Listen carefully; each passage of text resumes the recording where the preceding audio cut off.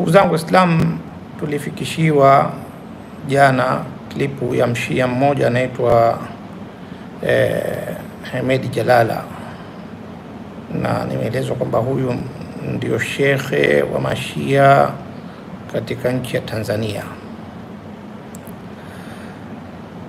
Na klipu hii amezungumzia ndani yake masala ya kumwingilia mke katika utupu wa nyuma, waliyadhu billahi, na ametolea ushahidi ndani yake aya ya Qur'ani, nisaukum harthul lakum fa'atu harthakum anna shi'tum, wake zenu ni konde zenu, ni mashamba yenu, basi ziendeeni konde zenu na mashamba yenu vile ambavyo munataka. Ni haithuma, sehemu. Nisaukum harthul lakum, wake zenu ni mashamba yenu. Fa'atu harthakum, yaendeeni mashamba yenu. Haithuma shi'tum, sehemu yoyote mpendayo, masikioni, kichwa, ndiyo maana ya haithuma, puani.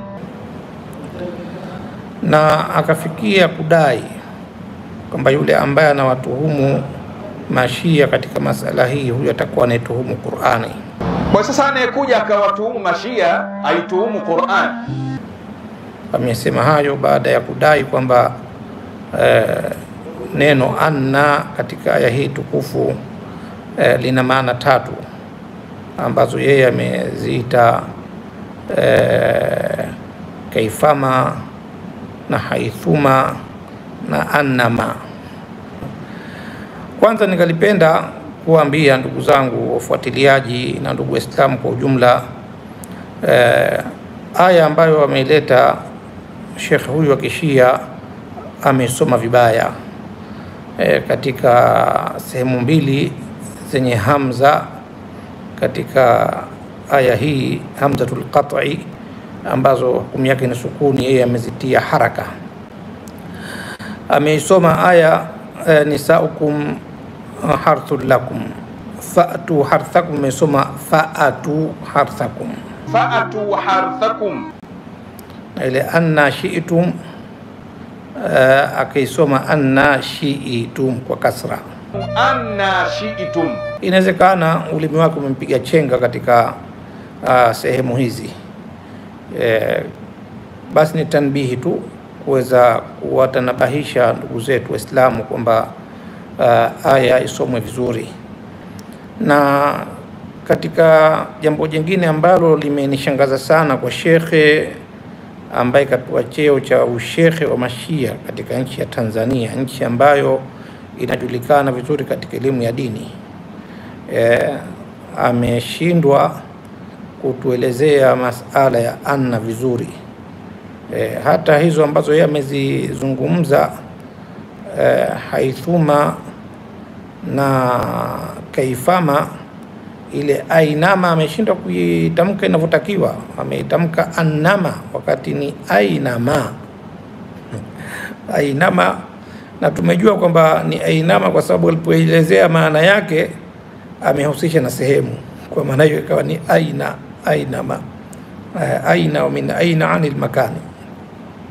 Hii ni tambihi tu katika masala hayo. Kwa maana hiyo, ikiwa ni mustawa wake huo katika masala ya kilugha, vipi itaweza kutegemewa katika ufahamu wa aya?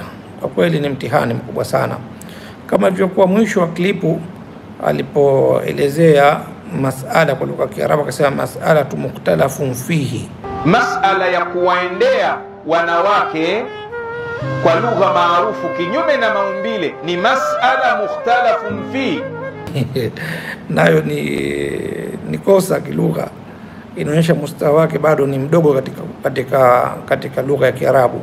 Ilikuwa sema masala mukhtalafun fiha, masala ya kuwaendea wanawake kwa lugha maarufu kinyume na maumbile ni masala mukhtalafun fihi. Ala kuli hali, inawezekana zikawa ni hafawati hizi, kwa sababu lugha ya Kiarabu si lugha yake ya asli. ambayo inawezekana.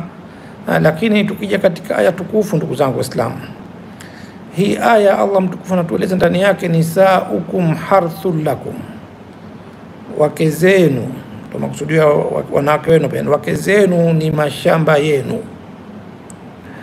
Fatu harthakum anna shi'tum, endeni mashamba yenu vile ambavyo mnapenda. Taban itiyani alharthi hapa kinaya anil jimaa, ni makusudio yake ni kuwaingilia.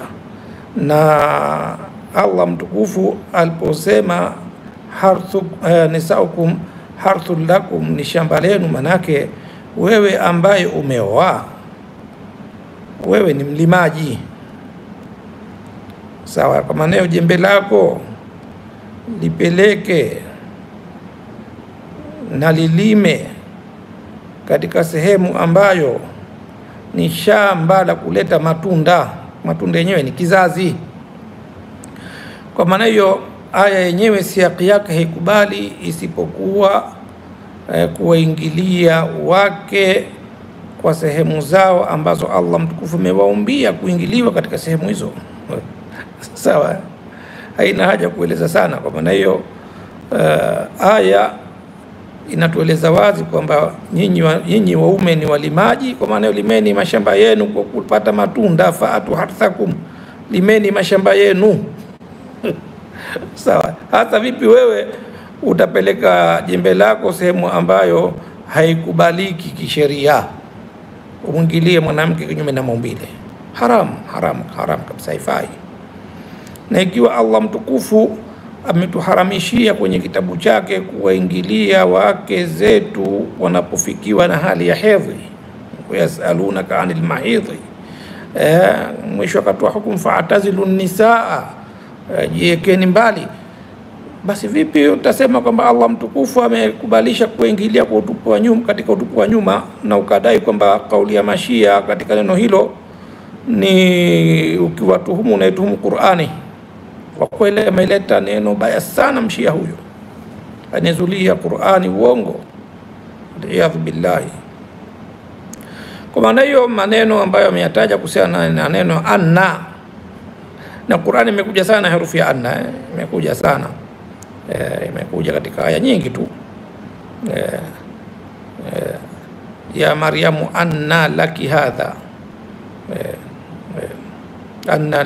anna yakuna li waladun, mpaka mwisho, anna yakuna li ghulamun, na sehemu nyingi tu katika Qur'ani. Kwa hivyo sina haja kuelezea na kuchambua maana ya anna, sawa.